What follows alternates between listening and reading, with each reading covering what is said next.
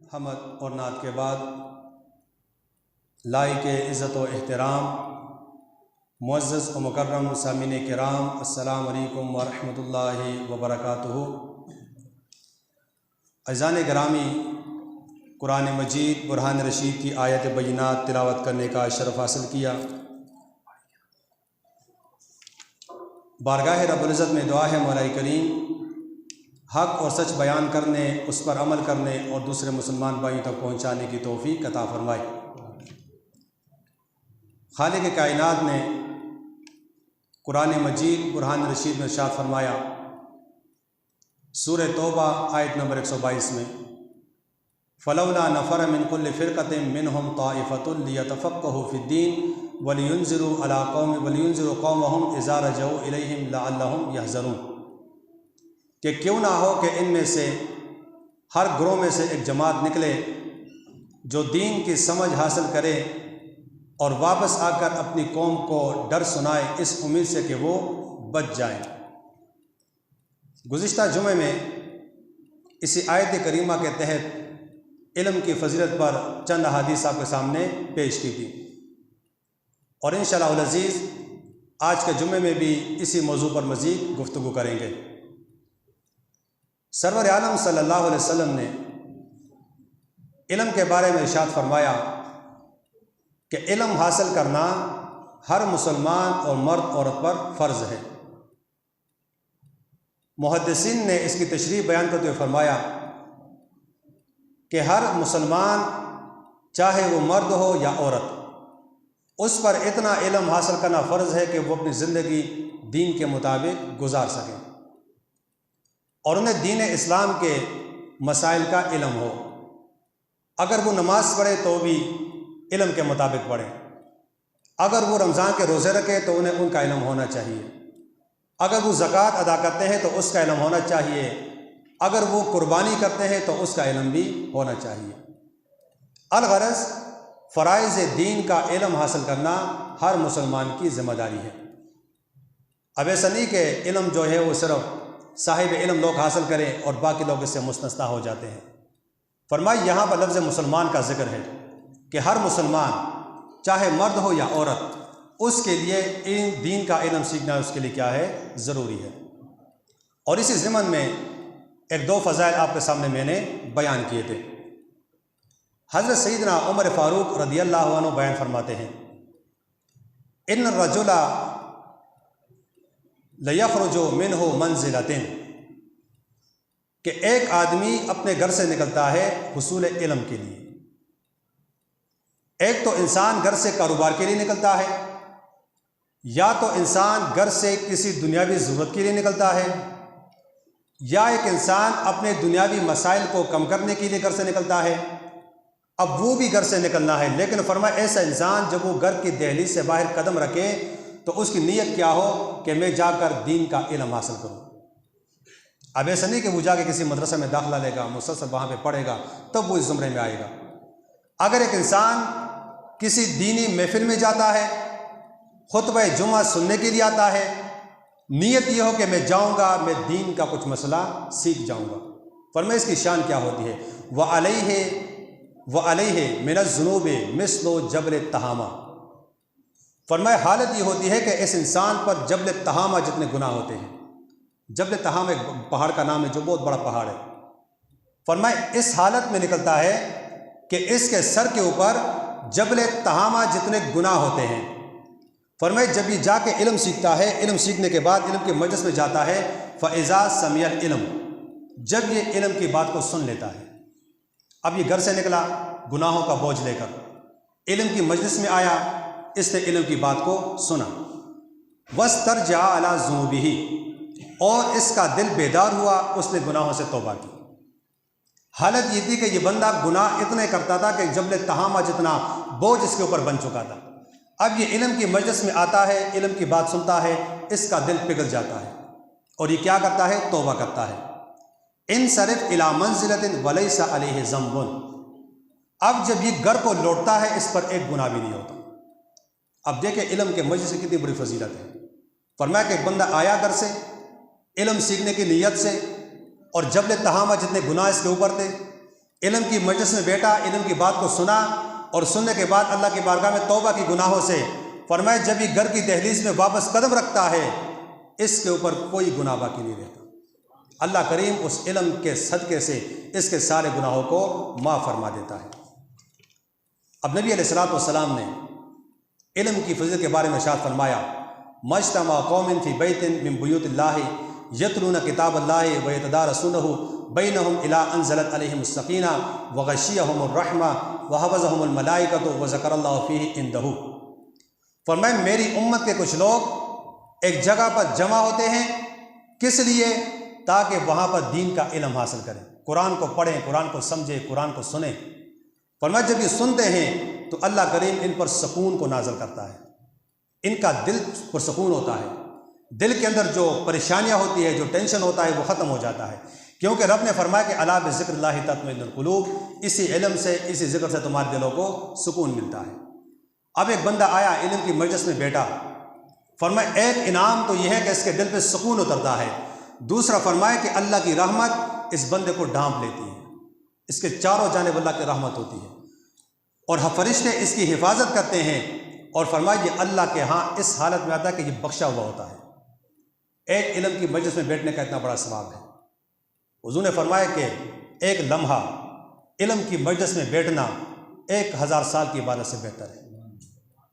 اور ایک حدیث جو میں نے پچھلے جمعے بیان کی تھی کہ عالم کی نیند اور عابد کی عبادت برابر ہوتی ہے، کیونکہ عالم کے پاس علم ہوتا ہے، وہ اگر تھوڑی سی نماز پڑھتا ہے صحیح طرح پڑھتا ہے، علم کے مطابق پڑھتا ہے، عابد کے پاس علم نہیں ہوتا، وہ ہزاروں نوافل پڑھتا ہے لیکن صحیح طریقے سے نہیں پڑھتا۔ اس لیے فرمایا کہ عالم کا سونا عابد کی عبادت سے بہتر ہے۔ فرمایا علم کی مجلس میں ذرا برابر بیٹھنا دنیا و ما فیہا سے بہتر ہے، دنیا و ما فیہا، جو کچھ دنیا کے اندر ہے۔ اب اگر بندہ مجھے کہے کہ یہ فلاں علاقہ تمہارا ہوا، ہم کہیں گے یار زمین بڑی قیمتی ہے یہاں کی، یہاں تو کافی زمین ہے، میں اس میں کھیتی باڑی کروں گا، مکان بنا لوں گا، ہاؤسنگ سوسائٹی بنا لوں گا، وہاں پر مجھے کافی سارا فائدہ مل جائے گا۔ لیکن فرمایا علم کی مجلس ایک لمحہ دنیا کا جتنا کچھ ہے یہ سارا کچھ جو ہے وہ علم اس سے زیادہ بہتر ہے، کیونکہ فرمایا علم تمہاری زندگی کو سنوارتا ہے، علم تمہارے عبادات کے اندر نورانیت پیدا کرتا ہے، علم تمہارے عبادات کو اس لیول کا بناتا ہے کہ جو عبادت اللہ کو پسند ہوتی ہے۔ ہم دیکھتے رہتے ہیں اس بات کو، ہم مشاہدہ کرتے ہیں، جج کرتے ہیں اس بات کو کہ ہماری نمازیں علم کے بغیر ہوتی ہیں۔ ہم جب نماز پڑھتے ہیں صرف ایک بوجھ ہوتا ہے، سر سے اٹھا کے نیچے رکھ لیتے ہیں بس۔ مطمع نظر یہ ہوتا ہے کہ جو یہ بوجھ ہمارے اوپر پڑا ہے یہ اتر جائے۔ فرمایا جب تمہاری عبادت صرف اس غرض سے ہو کہ میں صرف اپنے آپ کو اسلام لکھاؤں کہ میں مسجد کو آیا تھا، میں نے نماز پڑھی، میں یہاں سے چلا گیا، فرمایا یہ عبادت کپڑے میں لپیٹ کر تمہارے منہ پر مار دی جاتی ہے۔ رب کہتا ہے مجھے اس عبادت کی ضرورت نہیں ہے، کیونکہ یہ عبادت میرے طریقے کے مطابق نہیں ہے۔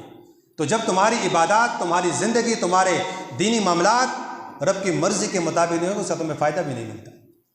حضور نے فرمایا کہ علم کے بغیر ایک بندہ جب نیک عمل کرتا ہے، علم کے بغیر جب کوئی کام کرتا ہے، اس کے اندر وہ ایسی غلطیاں کر لیتا ہے کہ وہ سارے عمل برباد ہو جاتا ہے۔ حدیث مبارکہ میں ایک مثال بیان ہوتی ہے کہ ایک بندہ، حضور نے فرمایا، کنویں پہ گیا پانی نکالنے کے لیے۔ اب اس نے برتن کا مشاہدہ نہیں کیا، کنویں کی گہرائی کا مشاہدہ نہیں کیا، اور جلدی میں وہ برتن پانی کے اندر پھینک دیا۔ کافی مشقت کے بعد اسے نکالا لیکن اس کے اندر پانی نہیں ہے۔ وجہ کیا ہے کہ برتن سے پانی نکل رہا ہے، اس نے برتن کو دیکھا نہیں ہے، اس کی ساری مشقت ضائع ہو گئی ہے۔ دوسری مثال بیان فرمائی، ایک پتھر جس کے اوپر مٹی لگی ہے، اس کے اوپر بارش برستی ہے، وہ مٹی اس سے اتر جاتی ہے، وہ سارے خالی صرف پتھر رہ جاتا ہے۔ تو فرمائے اپنے عبادات، اپنے دینی معاملات علم کے مطابق کرو تاکہ تمہیں اس کا ثواب بھی مل جائے۔ لیکن بدقسمتی کے ساتھ یہ ہماری ستم ظریفی ہے کہ ہم دین کی جانب کم، دنیا کی جانب زیادہ جاتے ہیں۔ اور بعضوں کا جب کسی کو سمجھاتے ہیں کہ جناب یہ مسئلہ اس طرح نہیں اس طرح ہے، تو وہ آگے سے تعویلیں پیش کرتا ہے۔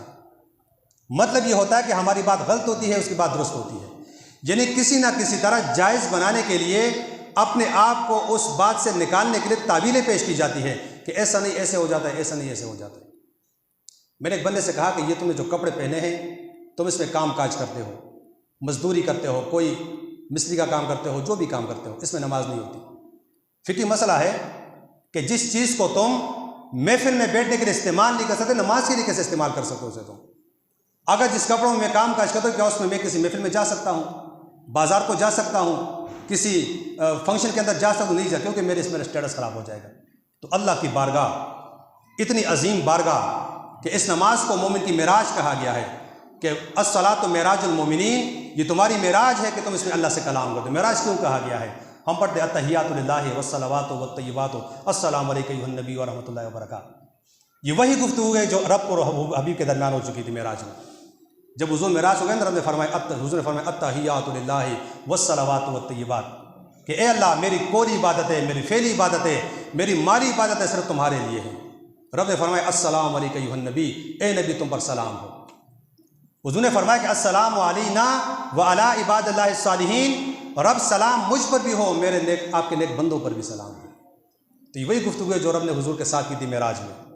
رب نے تحفے میں نماز دی, معراج کا تحفہ ہے, اور اس گفتگو کو نماز میں شامل کیا تاکہ جب کوئی بندے مومن میری بارگاہ میں آ کر نماز پڑھے تو اسے معراج نصیب ہو یہاں پر. لیکن جب ہماری نماز صرف وہ بوجھ اتارنے کے لیے ہوگی تو معراج ہمیں کہاں سے ملے گی؟ تو اس نے کہا کہ ہو جاتی ہے, کوئی مسئلہ نہیں, یہ تو جناب چھوٹے موٹے داغ لگے اس کے اوپر. تو میں نے کہا شریعت کہتی ہے نہیں ہوتی, 4 فقہ کے امام کہتے ہیں نہیں ہوتی, جتنے محدثین گزرے سب کہتے ہیں نہیں ہوتی, امام شافعی جیسا بندہ کہتے ہیں نہیں ہوتی, امام اعظم ابو حنیفہ جیسا متقی پرہیزگار کے جب وہ فوت ہوئے اس کے ماتھے پر لکھا تھا یا ایتھا النفس المطمئنہ ارجعی الی ربک راضیۃ مرضیہ فادخلی فی عبادی وادخلی جنتی, کہ یہ نفس مطمئنہ ہے. رب نے لکھا تھا, قدرتی طور پر لکھ چکا تھا کہ یہ اطمینان والی جان اپنے رب کے حضور پیش ہونے والی ہے. اے امام اعظم ابو حنیفہ, رب کے بارگاہ میں ایسے حاضر ہو جاؤ کہ رب تجھ سے راضی ہے, تو رب سے راضی ہے. اس امام نے کہا نہیں ہوتی, لیکن وہ بندہ کہتے ہو جاتی ہے. عجیب قسم کا فلسفہ ہے, کیونکہ ہم دین کو اپنے تابع بنانے کی کوشش کرتے ہیں. تو قرآن میں تو رب کہتا ہے کہ دین کے تابع نہ چلو, دین کے تابع چلو, دین کو اپنے تابع نہ بناؤ. تو فرمائے جب تم علم حاصل کرو گے, علم کے مطابق تمہیں نماز کا علم ہوگا, اس کے مطابق تمہاری 2 رکعتیں تمہیں معراج تک پہنچائے گی. اگر بغیر علم کے 1000 نوافل بھی پڑھو گے تو وہ تمہیں معراج تک نہیں پہنچا سکتی. تو اس لیے ہمارے لیے علم حاصل کرنا کیا ہے؟ ضروری ہے. ایسے مسائل کے جس کے بغیر ہماری نماز ضائع ہو جاتی ہے, اس کا علم رکھنا ہر مسلمان کے لیے کیا ہے؟ ضروری ہے. حضور علیہ الصلوۃ والسلام نے علم کے بارے میں فرمایا نضر اللہ عبدا سمع مقالتی وحفظها وواها واداها, اللہ اس بندے کو سرسبز و شاداب رکھے کہ جس نے میری حدیث کو سنا, اس پر عمل کیا, اسے یاد کیا اور پھر اسے آگے معاشرے میں پھیلایا. یہ علم کی فضیلت ہے. اور فرمایا جب علم والا, صاحب علم بندہ, علم کو سننے والا, سمجھنے والا, علم کو حاصل کرنے والا جب کسی قبرستان پر سے گزرتا ہے, اللہ کریم 40 دن کے لیے وہاں سے عذاب کو اٹھا دیتا ہے. کتنی بڑی فضیلت ہے علم کی. فرمایا علم کے راستے پر چلنے والا جنت کے راستے پر چلنے والا ہے. فرمایا جو بندہ علم کے راستے میں جا کر اسے موت آتی ہے فہو شہید, یہ شہادت کے مقام پہ فائز ہوتا ہے. فرمایا ایک صاحب علم جب کسی پہاڑ پہ جاتا ہے, کسی پہاڑ پہ قدم رکھتا ہے, فرمایا دوسرا پہاڑ اسے کیا کرتا ہے؟ مبارکباد پیش کرتا ہے. حضور علیہ السلام نے فرمایا نعم العطیۃ و نعم الہدیۃ کلمۃ الحکمت تسمعها ثم تحملها الی اخ لک مسلم فتعلمها ایاہ. فرمایا کہ بہترین صدقہ کیا ہے؟ ہم صدقہ کرتے ہیں نا, بہترین صدقہ. فرمایا بہترین صدقہ علم کی بات ہے. علم کی بات کو سیکھنا, اس پر عمل کرنا, عمل کرنے کے بعد دوسرے مسلمان تک پہنچانا, یہ بہترین صدقہ ہے, عظیم صدقہ ہے. آج تو ہم علم کی باتوں سے جان چھڑانے کی کوشش کرتے ہیں. اگر کہیں پر علم کی بات ہو رہی ہو تو ہم وہاں سے نکلنے والی کرتے ہیں کہ پھر بات لمبی ہو جائے گی, آدھا گھنٹہ لگ جائے گا, 20 منٹ لگ جائیں گے, تو ہمارے سے کافی سارے کلام خراب ہو جائیں گے. تو جب ہم آئیں گے نہیں, سیکھیں گے نہیں, سنیں گے نہیں, تو ہمیں علم کہاں سے آئے گا؟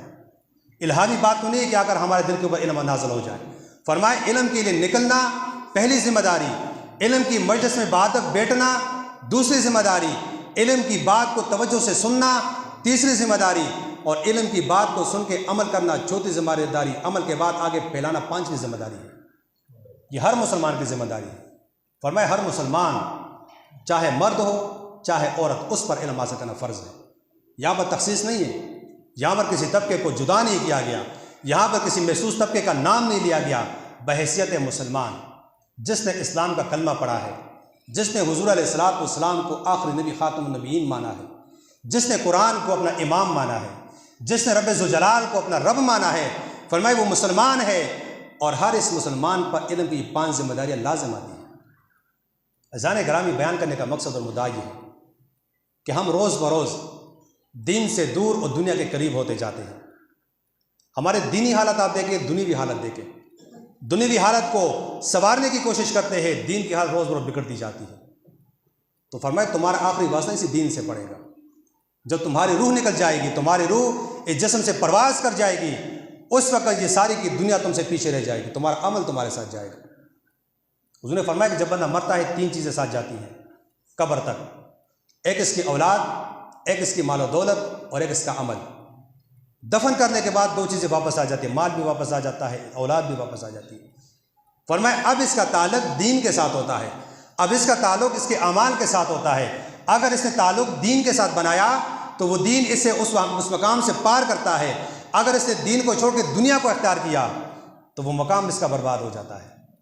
اس لیے بحیثیت مسلمان ہم سب کی ذمہ داری کہ ہم دین کا علم سیکھیں، خود بھی سیکھیں، بچوں کو بھی سکھائیں، اس پر عمل کرنے کی کوشش بھی کریں، اور عمل کرنے کے بعد اس دین کی بات کو آگے معاشرے کے اندر پھیلائیں گے۔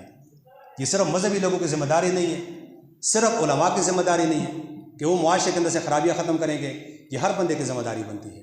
جب ہمارے پاس دین کا علم ہوگا، دین پر ہم سمجھیں گے، ہمارے گھر بھی عالیشان ہوں گے، گھر کے اندر برکتیں ہوں گی، گھر کے اندر سکون ہوگا، گھر کے اندر چھوٹے بڑے کی تمیز ہوگی، ہمارا معاشرہ بھی بہترین ہوگا، ہمارا علاقہ بھی بہترین ہوگا، اور اس کے ساتھ ہماری دنیا اور آخرت کی زندگی بھی بہترین گزرے گی۔ اللہ کریم کے جناب دعا ہمیں صحیح معنوں میں دین اسلام پر عمل کرنے کی توفیق عطا